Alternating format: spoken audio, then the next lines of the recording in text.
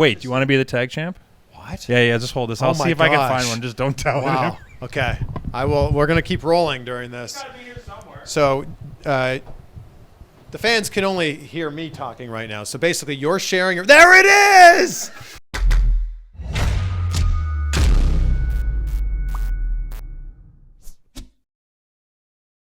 Man, it's very good to see you. Yes. Yeah, it is. As good as it was when you said this when you walked in? What? No, we just started the video. This is it. Yeah. And then it appears. Yeah. No, I'm really proud of you because I've been following your career. I've known you as a friend since almost the start of your career. Yeah. And here you are now, an Impact champion. In LA. I feel so famous, by the way. Oh, where did you guys do your interview? In Los Angeles. Yeah. Although if we look out the window here, we're like next to the airport. Yeah, pretty much. I took an airport. I just landed. I took a 6 a.m. flight from Miami, which is 3 a.m. here in LA. Oh, yeah, that's right. Yeah, and I landed, took an airport shuttle to see you, and here we are. We're doing it. Thanks. Bring the title up here. Oh, yeah, sure. Yeah. You want to hold it? Can I? Yeah, you can. Oh, my gosh. The whole interview? I mean, if it's pretty heavy, so you can hold it the whole time if you want. No, this is heavy, but this is awesome. Thanks. Congratulations. Here, I'll hold it. You and Josh Alexander. Sit this here. So Okay, people yeah. can, look at it and they can stuff. see it the whole time there. Yeah. Yeah. What does that mean to you? A lot. Yeah. To me, it means something different than everybody else, I think. Why is that? Because, I guess in a short form, TNA was my WCW because of my age, Sure. if that makes sense. Of So, course that makes sense. was like my alternative, which got me into like the Ring of Honors and stuff like that, which got me into becoming a wrestler. Yeah. So like TNA meant a lot to me as a fan. So I am a TNA tag champ right now, at least in my mind. So yeah, it means a lot. No, in your mind, I mean, that's all that really matters. Agreed. Yeah. Yeah. And when you go through airport security with that, they're like, whoa. I have been so lucky. It's not been pulled out. No one said anything to me. The one time someone ever said anything, it was to another agent. So like it's going through the scanner. One guy's like, what the hell is that? And the other guy's like, it's a wrestling belt. I was like, wait, are they going to ask me for a pic or something? No, they just let it go through. And I'm just like standing there like a dummy waiting. Yes, that's my replica title in my bag that I'm checking. Is there two titles here? Because just this one, and then Josh Josh is somewhere in here. Josh Wait, do you want to be the tag champ? What? Yeah, just hold this. I'll see if I can find one. Just don't tell him. Okay. I will. We're gonna keep rolling during this. It's gotta be here somewhere. So, the fans can only hear me talking right now. So basically, you're sharing. There it is. There it is.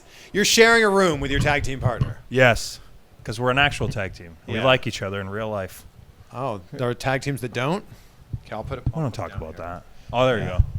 Okay, hold on. This is cool, right? Impact Tag Champs doing a little interview. This is very cool. Yeah, so people would have seen this on your vlog. Yeah. Hey, thanks. Yeah, we're gonna plug the crap out of that. Well, let's also film for it. Okay, if we can. Yeah. Wow, that's never happened before in one of these videos. Then it's like Inception a little bit. Yeah. Sorry, we're in the middle of this interview right now. Yeah. Wow. Josh Alexander not here.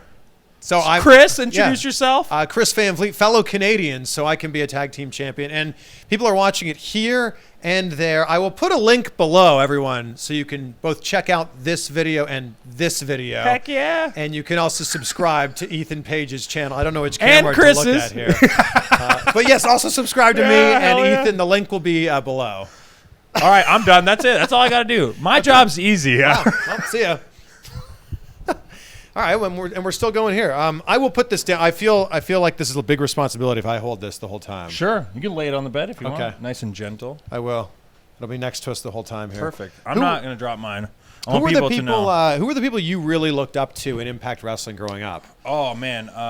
Well, like I started watching just after they finished their like weekly pay-per-views and they went to like their big 3-hour pay-per-views. OG. So like the Jeff Hardys, the Christian Cages, then obviously when Kurt Angle came, but like Abyss was always one of my favorites. Like as an original character, I always wanted to see him go on and wrestle guys like Kane and The Undertaker. Yeah. And he was always having crazy matches, and they were doing things that like the WWE at the time wasn't doing, like with the thumbtacks and the barbed wire and stuff like that. Like they would go a little, step farther. Yeah. I don't know. Maybe I had that bloodlust, but like I was a huge fan of Abyss. But it was missing because ECW had that. Yep. Then ECW disappeared. Well, a lot of those guys even ended up in TNA. So Yeah. that influence was there. It's still here now. Yeah. Like, you've got Tommy Dreamer on our roster. RVD, Rhino just joined us. We just had Sabu, which I beat. So like I think that'll be around forever. But yeah, I don't know. Like, that was the drawing for me. And then you had the guys like AJ Styles, and Jerry Lynn was still in there kicking ass. So yeah. Yeah, I was a massive AJ Styles fan. Yeah. Like, I remember buying the DVDs 06, 07, his matches with Christopher Daniels and Samoa Joe. Like, I was a bigger TNA fan at that time than I was a WWE fan because I thought their in-ring product was so much better. Okay, so I'm about to blow your mind then. Do you know there's only one 5-star match in the history of TNA? No way. Does that blow your mind? What? That's bogus. Hold on. So before this you is tell fixed. me, The fix is in for TNA Wow. and Impact Wrestling. before you tell me, I'll try to guess. You guys can try to guess as well. Does it involve AJ Styles? Yes. Okay. Is it? There's a match I absolutely love there. Was it AJ Daniels 30-minute Iron Man? It was not that, but Because that match was so good. That match is in the top 10 of all time in Okay. TNA. That's my but favorite TNA the only match. one match hit 5 stars. AJ Kurt? Nope. I'll Okay. give you one more guess. Okay. One more guess. Go ahead. And then I'll lay it on you. AJ and Joe. Nope. What? Oh, you're close. AJ versus Joe versus Daniels. Oh, that The match is three-way. incredible. Yeah. That's It is incredible. Yeah, that's my favorite TNA match of all But time. all ever. those matches you named were great. Yeah. And I'm guessing if they were on another show, it would have been 5 stars. If they were in the Tokyo Dome. Yeah, sure. Yeah, we'll say that. Yeah. No, I think the thing is, it was also a product of that era too, and I don't mean anything against TNA or Impact. It's just at that time, matches weren't getting the 5-star ratings that they're getting now. It's insane too because I do a weekly show on Twitch for Impact where we watch old TNA stuff. So like I'll ask the producer like some random questions and it'll just spark conversation. That's how we found out that there's only been one 5-star match. So the North Tag Team Champs are going to go out of our way to try and change that. Wow. Yeah. So that's our goal now because we got the belts. Yeah. So that's out of the way. Who could you have that 5-star match with? Honestly, right now on the roster, probably if we had a nice little program, we could tell some good stories. Yeah. Rich Swann and Willie Mack. Yeah. I think. Oh, they're both so talented. Yeah. So talented. Yeah. And they're big characters too. So like you can have the drama, the emotion, then there's the athleticism, and there's the competition, and you have the titles. So I don't know. I think it would be a good mix. We could get close to 5 or hit that 5. I don't know. AJ, Joe, and Daniels. I mean, yeah. Good luck. I know. That's setting the bar real high. Well, there. I mean, the bar also keeps going higher and higher, and then there's a big gap now because you can go to 7.5 apparently. So, I mean, getting to 5 is kind of just not even cool anymore. It's like a 3.5-star match of the old days. Yeah. So technically, us saying we're shooting for the second only Impact 5-star match isn't really that big of a deal anymore. I'm actually embarrassed I didn't guess that match because You should be. I thought you were gonna get it right away. well, I love that Iron Man match. Though. Amazing. Yeah. Yeah. So what actually started the convo was there's a tag match. It was Motor City Machine Guns against the Young Bucks or Generation Me. Yeah. And it got like 4 1/4, I guess. Then there was another tag match that happened way earlier in TNA with Team Canada and somebody else, and it got like 4.5. We watched them back to back. The other one was way better, the Machine Guns match. Yeah. Way more like well thought out and like delivered, and like the crowd was red hot. We're like, who's like judging these matches on like what curve? Like, I don't know. I guess it's like what era of wrestling it is or what year it is. Yeah. And what you're comparing it to. That's. I mean, it's just it's very subjective. Yeah. Well, yeah. Right. It's like this movie won the Oscar this year, but if it came out last year, maybe it wouldn't have won. Yeah, exactly. It's exactly like Yeah, that. it's very strange. Anyways, I don't like star ratings. I think they're stupid. If you buy a ticket and you enjoy the show, that's all I care about. As a Canadian member of a Canadian tag team, who's your favorite Canadian tag team? And obviously, I guess favorite Canadian tag team Heart ever? Foundation's probably the easy answer. No, I would say Edge and Christian. Okay. Yeah. Wow. Yeah. Because there's also the Canadian gimmicked tag teams, like like the North. Yeah, sure. Like the Team Un-Americans. Remember the Un-Americans? Yes. Yeah. I do. Yeah. Yeah, that was so weird. That was very short-lived too. It was a Test, and I can't even remember everybody. Yeah, I that was can't in remember it. either. I know Tess was in it though. But I felt kind of bad because it was like was basically the Americans being like, we're super patriotic, and Yeah. these guys are the bad guys. Yeah. Why? Why are we the bad guys? I don't Well, understand. it's just cheap heat. Yeah. It's cheap. Yeah. That's it. Team Canada, remember Petey Williams would make people stand for the national anthem? Hell yeah. It's just cheap heat. Yeah. It's great, though. The thing that blew us away, so we went to film television in Windsor, and we had won the tag title, so we go, and everyone's like, oh, you guys are going to go out there, they're going to, like, embrace you, like, the Canadians are bringing the gold home. And I just turn and I go, no, they're not. They're going to hate us. And they're like, no, they won't. We go out, we put our hands in the air, they start booing us, and to me, it's like the greatest victory of all time, because we get to the back, and D'Lo Brown's, like, our producer and agent, yeah. he just goes, I can't believe Canadians got booed in Canada. I'm like, that means we're doing our job. You I guess. love being a heel. I do. I really do. Yeah. Yeah, I do. Do you think you've become less all ego as you've gotten a little bit older? Yeah, and I think it's just that, I don't know, I react a little different to my surroundings the older I get. I don't know if it's because I have a kid now or like I'm married, but I'll use MJF because he'll love this. He is, can I swear on this? Sure. The biggest piece of shit, but like at the table with kids, and it just like hurts my soul. And I'm like, I don't care how much the promoter's paying me. If I'm a bad guy, that's fine. I'll do my job. But I will not go out of my way to like upset people because I know that's like the paying audience. MJF though, what a scumbag. Well, that's just who Max is. Yeah, I know. I know. You don't have to tell me. I also know. I sat in a hotel room just like this, and things happened. Yeah, things happened. Yeah. He was probably just being himself. Yeah, he was. That's But I it. feel like, there's some sort of bravado that we all have, especially as men in our 20s. And then the closer you get to 30, I feel like it's just kind of like, yeah, I'm okay. Yeah, what's the point? I don't need to puff my chest out all the time. That's where I'm at right now. That's where you're at? Yeah. And like that's also helped me too with like the YouTube page and like all that stuff is cool. Everyone's doing their thing. I'm just gonna do my own thing. Like I'm okay over here. But you will carve out a niche for yourself. I hope so. You will. Like I don't know how I'm not retiring, but I don't know how long wrestling is gonna go. So like I'm just trying to create something outside of, still inside the bubble, but like when I leave, I have my own thing. Have you thought about, whether it's 5, 10, 20 years from now, what you would do? I want to become like a producer or an agent or a writer. Like I would like to still be in wrestling in some capacity. I feel like my brain will last in wrestling longer than my body. So if I can start getting and gearing towards that, that would be awesome. Well, I mean, you're in with a company where they've taken a lot of their employees. Yeah. Impact's taken a lot of their employees, and now they're helping you guys make your matches. And the VP, Scott D'Amore, yeah, he managed Team Canada. It all comes right back around. Oh, wait, wasn't that guy in the North like 15 years ago?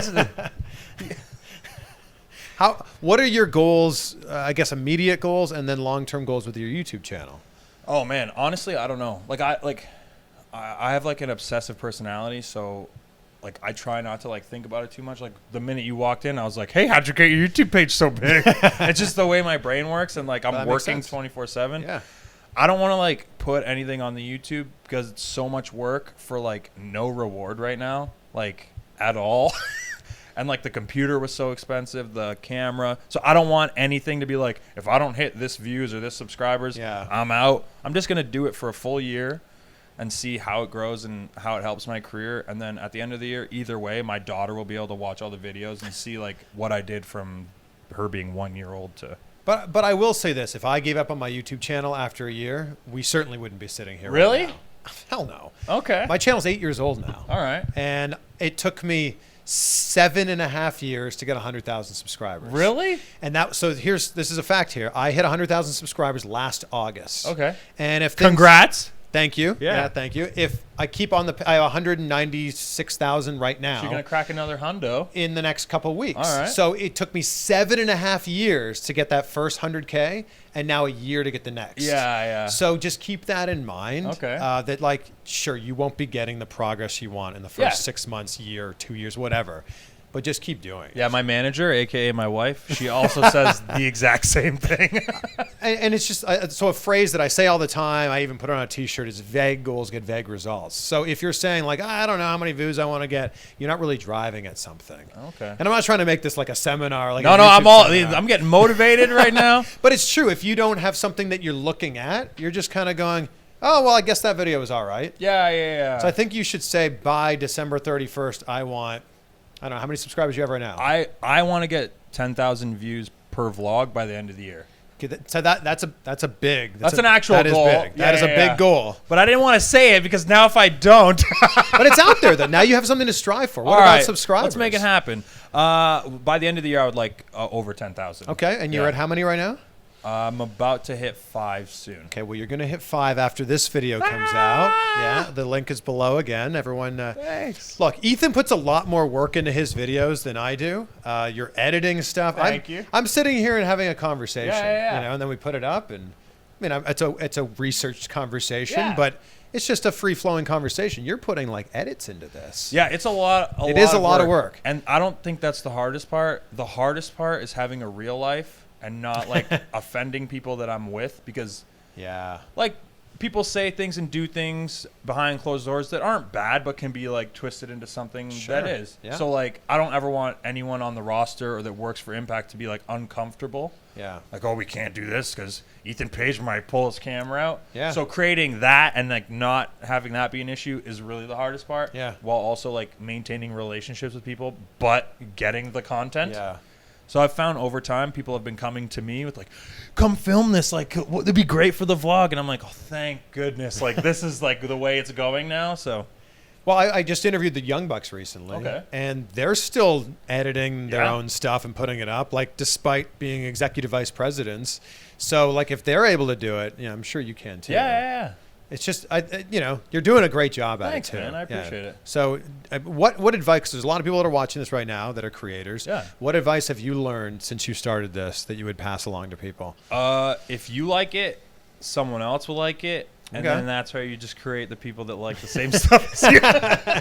I mean, the internet's so hyper niche. Yeah. That like, you can dial it into not just wrestling, not just like you can dial into a specific type of wrestling. And still get thousands of people to watch. Yes. Yeah. Which is, I mean, the world has 7 billion people. I know. Well, like, so someone like kind of made like a snide comment to me. They're like, only like 6,000 people watch that vlog. Like, what are you so excited about? And I was like, all right. Rent a building and put 6,000 people in it, and you stand at the front, and all of them are just going to watch whatever you want for 18 minutes. Yeah. I'm like, that's like a form of power, I think. Yeah. And like not in a negative way, like in a positive way. Yeah. And like that's also been like the force pushing the vlog, is trying to change people's perspective of Impact Wrestling. Well, I mean, what do you think? Or perception, sorry, yeah. Well, what do you think is the perception? I don't know. I think it's mixed right now. And I guess the lack of exposure we have with like our television station right now, I won't make you bring it up, I'll bring it up. I think that also like deters people from actually watching the show, which sucks. But the product is very good. It's fantastic. Yeah. And I think like our TV put up against anyone right now, check it out, honestly. Oh, yeah. I think it's great. Yeah, I interviewed Gail Kim a couple months ago. She said the same thing. Yeah. She actually said that Impact has better in-ring stuff than WWE stuff. I would agree. Yeah. Well, I mean, and I think that there's a lot of people that are going, well, I haven't seen Impact in a while, and they're just basing it off of that. Right. That's what I'm saying is you should see it. And I think that's the hardest thing is like whatever everybody else did before the team we have now shouldn't affect the guys because most of them are gone. Yeah. So why don't you see what the new crop is putting together? Because like we're doing our best and it's really good. I think. You know why else you should watch it? Because of this right here. Oh, what kind of voice was that? As a pro wrestler voice. Because of this thing right here. And for everyone listening on the podcast, I was holding up a championship title there. Yeah. Who was it that approached you about signing with Impact? It was either Sanjay, Abyss, or Scott D'Amore, or like a mix of all three. But people you had worked with on the indies for a while. Yeah, I've had a bunch of matches with Sanjay and we became friends. So he was like my go-to to find out whether they were interested or not. And then Abyss, I ended up doing a couple indies with him. So like he was familiar with my work. Mm-hmm. So he knew that I wouldn't embarrass him if he like kind of been like, yeah, you can sign that guy.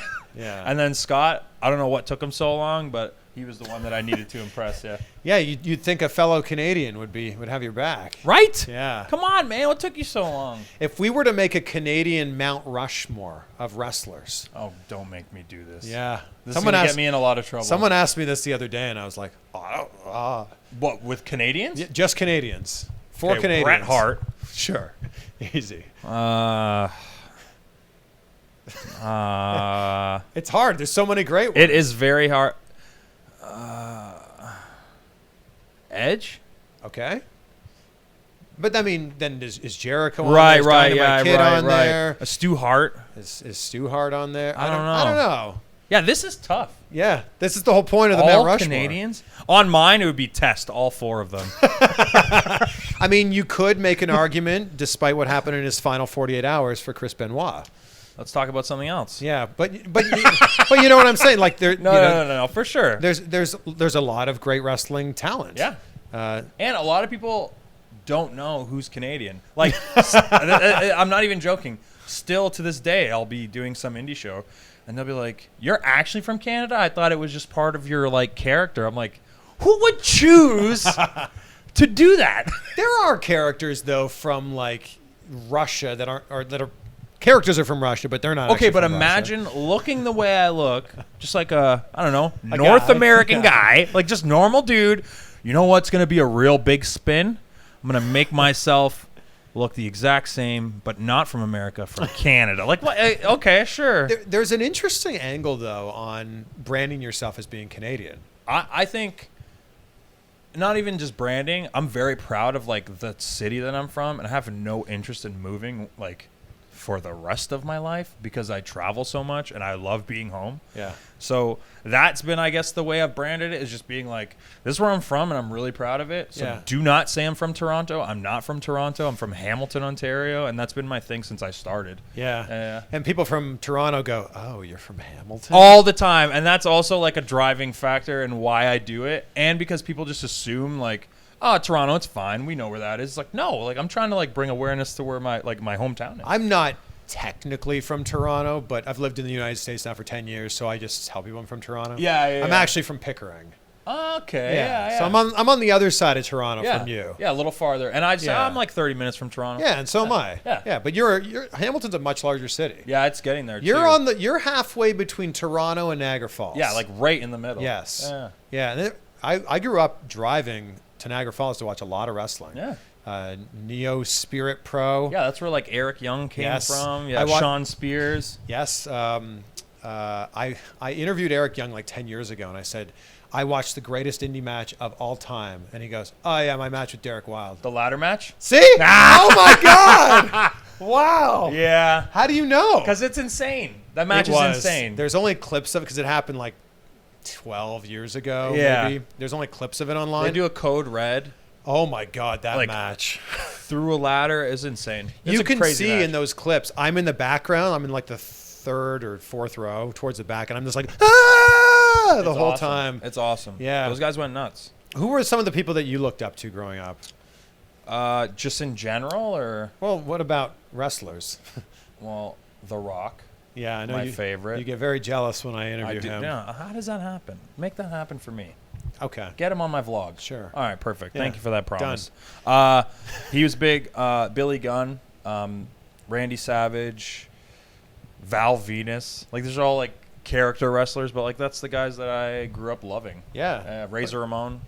But there's a big difference between liking, and there's no problem with it, but a big difference between liking The Rock and liking Val Venus. You think so? Don't you think so? Nah. And I don't mean that in a bad way. To me, like, as like a fan and like kid wrestler, they were all the same.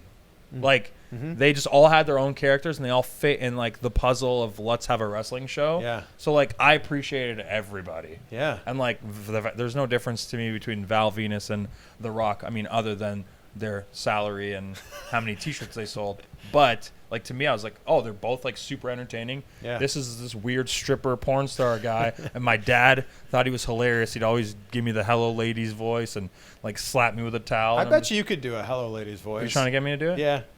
Hello, ladies. This is great. You know who's Canadian? Val Venus. Exactly, and I had to put one Canadian on the list. And then like Razor Ramon, another guy like big character guy. Yeah. And they were all like cool, badass Billy Gunn too. Yeah. And I think it's kind of helped Ethan Page like create this character because all of these guys outside of wrestling would be goofy as fuck. So it kind of taught me to just not care and just do whatever I think is funny or entertaining and just go out there and just be a jackass. That's what I think is actually one of the greatest things that you have going for you. Oh, thanks. Like I watched you wrestle. I watched you wrestle in South Florida like a couple of years ago. Yeah. At Ronin. Ronin Pro, yeah. And I think it was your first show there, so the audience maybe weren't as familiar with your work, but you just owned it. Yeah, I don't care. And like a minute in, they're like, I don't like that guy. Yeah. And it was perfect. Yeah. Yeah. And like that took me a very long time because like we're all like egomaniacs. Like we all want people to love us. Yeah. So like to go to a new promotion, people might not know who you are. Like there's gonna be that like, oh, I hope I get a reaction on my entrance. What do you think's been the biggest change for you? So you debuted in 2006. What's been the biggest change for you in independent wrestling since then? That social media is king. It's kind of like taken over. Also, it's like a popularity barometer in a weird way. Kind of. And like it kind of lets people know like, people care what this person has to say or what he's doing or like where he is, and also has really helped me draw my audience to events. Yeah. Which is helpful for promoters, but also helpful for like merchandise or even content now. Like I'm putting my fans in my vlogs. So it's pretty cool. Well, think of how different it would have been 10, 15, 20 years ago. If you had new merch coming out, the only place people could really get it was at a show. Yeah. Or you could like, pay a couple $100 to the local cable TV ad. Yeah, I guess so. I mean, Colt Cabana kind of pushed in this new era of like self-promotion. Yes. And like he was the first real like merch booth guy and like kind of putting a shop online and big part of starting pro wrestling too. Yeah. So And everyone else is reaping the benefits of it. 100%. So thank you, Colt Cabana. Yeah, there it is. I'm actually going to be interviewing him in about a month. Oh, that's awesome. And I'm basically going to say, hey, every pro wrestler says thank you. Yeah, for sure. Yeah. And well, I do he just too. announced too like that he's gonna step away from the vlog or the podcast, and it was just a flooding of pro wrestlers being like, "Thanks for the exposure, man," because it's true. Yeah, seriously. Yeah. No, it's this world that we're talking into right now. These microphones, this camera, it's changed everything. Yeah, 100%. And I'm glad that you're on the forefront of this with your vlog. Am I? I feel late. I feel very late. But like, I don't know how many other indie wrestlers or pro wrestlers are vlogging. Like as much as you are. They might put out one or two things. I know Sammy Guevara has a weekly one. Okay. Obviously being the elite. Yeah, being the elite. Puma King has one in Mexico. Okay, so the point is there still are some people doing it. There is some, but you're right. It's not a lot. You're going to get one video that hits, and it's going to be like a hockey stick. Really? Yep. That's it. Yeah. That's how it works. Yeah, I mean, it will for a little while, and then you just got to keep that momentum kind of going. Yeah. That's all I'm trying to do is not give up. Well, that's pretty easy. Yeah. It's easy to not give up. Yeah, that's true. Yeah. Especially after you kind of like, if you only wait a year, I would never be interviewing it. It's like, fair enough. So I'll just keep pushing. Yeah, just keep doing it. Yeah, because this is my second go at having a vlog, actually. Okay. I had one before, and it didn't pick up, and I was like, this is a lot of work for nothing. And then, again, like, my wife was the one that convinced me to do it again. She's like, don't think of it as work. Just capture some stuff so that our daughter, Gabriella, can watch it later. And I'm like, okay, as long as that's my motivation, then it's not work. She tricked you. Yeah, she did trick me. And now I'm like, she's like, don't worry about the numbers. And I'm just on YouTube, like, analytics, just looking at everything. Oh, man, who's watching? Where are they watching from? Yeah, you can get really caught up. How did they get here? What did they click to get here? Yeah, which related videos are very important. Yeah. So we're going to talk about that off air. Would you say, though, that sitting here right now, you're Impact Tag Team Champion, you're living your dream? Yes, I would. And I would also admit that it's very hard for me to, like, recognize that. Yeah, because I'm, like, never happy. Like, as a person, so happy. My profession, no. But to have this self-awareness to go, this championship's mine. Josh and I won that. Yeah. I am a big, I'm like etching my name in history like with as many things as I can, and that to me is so cool. And like everyone's like, "What's the meaning of life?" And like I jokingly say like, "Oh, it's a video game, and we're all just trying to get a high score so that people talk about us forever." Yeah. It's like, all right, Albert Einstein, he won. You know what I mean? Meaning of life, nailed it. They'll be on T-shirts and be talked about forever. Like, why can't Ethan Page? You know? When you come down here to the States, do people think you have a Canadian accent? I get it every once in a while. I might drop like an A, but like when they start saying that I say a boot, I'm like, that's not how I talk. Yeah, well, yeah. You kind of do. Really? A little bit. Okay, all right, fair enough. But it's not like, it's not bad like if you were from like Sudbury or something. Wait. Are you like Canadian shaming me? No, You're Canadian. No. Here's the thing.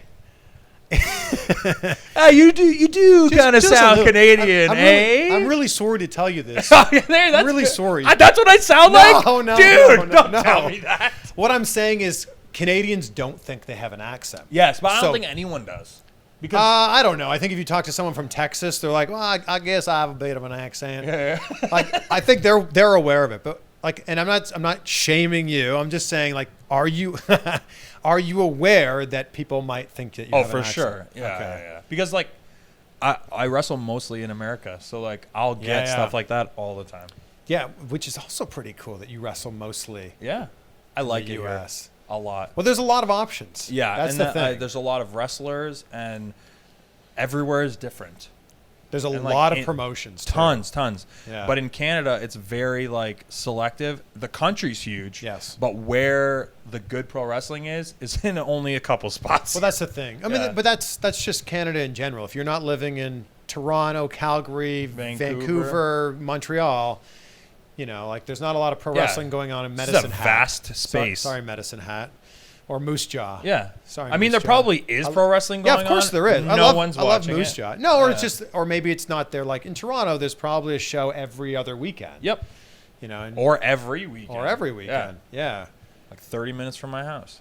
Yeah. It's pretty crazy. Like for me to like growing up in wrestling, there was an abundance of shows and like opportunities to wrestle for nothing and learn how to not suck.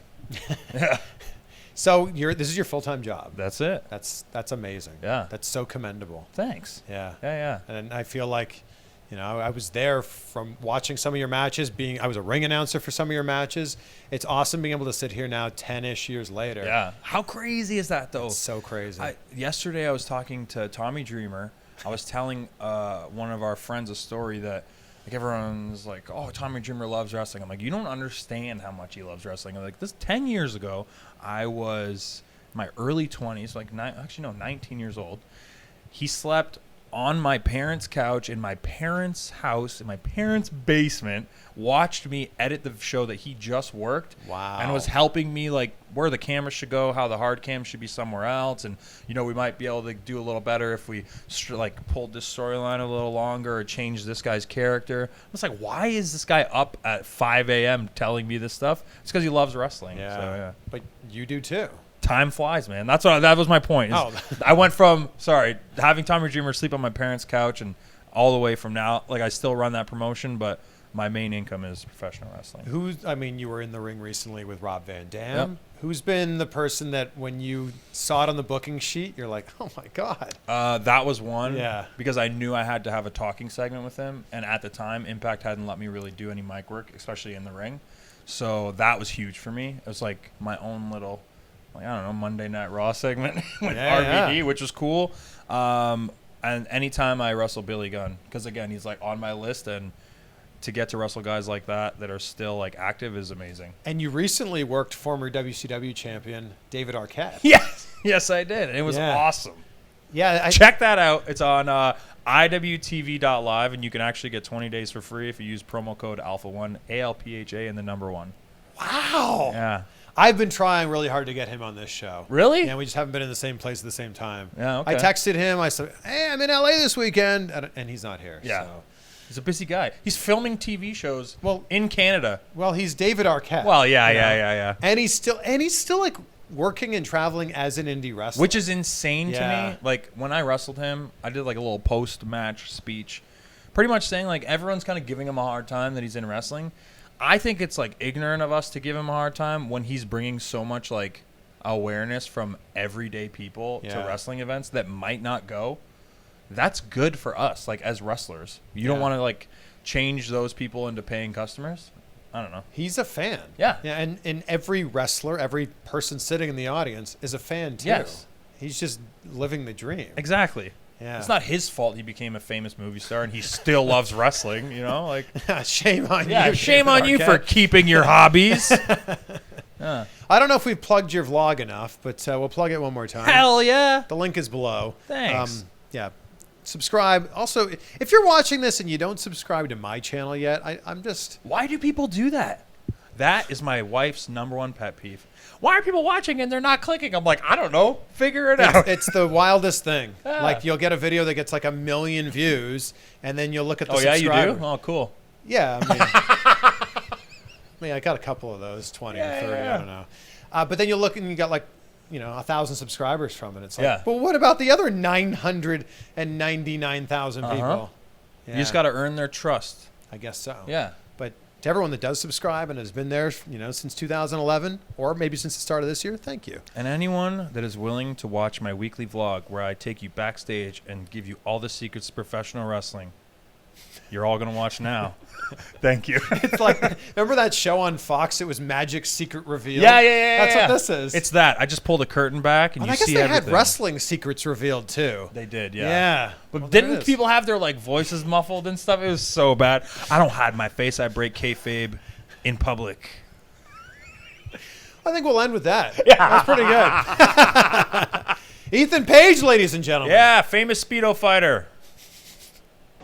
All right, thank you guys so much for checking this out. I just had to live my dream here of holding the title. Yeah, you got to do the shrug thing, Yeah. right? Thank you for taking the time to do this. No problem. We talked a bit about the view, and I feel like I do this in a lot of my videos, so we'll show you here. There it is. Beautiful California. And there's even a plane. Look at it. Perfect timing. The plane was flying right by. It's coming to pick me up so I can get the hell out of here and back to Canada. Were you turning into a heel there? Yeah. Yeah, do you want another heel moment here? No. I Yeah. caught myself. I was like, why am I MJFing right now? Oh, that's just... every time I hear MJF, I think of Michael J. Fox. Why? Because Back to the Future is the greatest movie of all time. Oh, it is. Yeah. I love it. MJF. Why did we talk about that? Back to the Future? Yeah. We're talking about it right now. All right, perfect. Yeah. I liked it. Number 2? I liked it. Yeah. I even liked 3. Really? Anything with Doc Brown's good in my books. Number 3 just... Don't do that. I'm just cool. Don't end this on a poor note. But thank you. Yeah, no problem. The link is below to check out Ethan's hard work, and you can subscribe to me. Since we talked about The Rock during this interview, I will link up to one of my Rock interviews right down here. Yeah. And then I'm going to click it for sure. there we go. And this video right here, that's going to change every single time. Yeah. That's just going to be rolling the dice with that one. I never do that.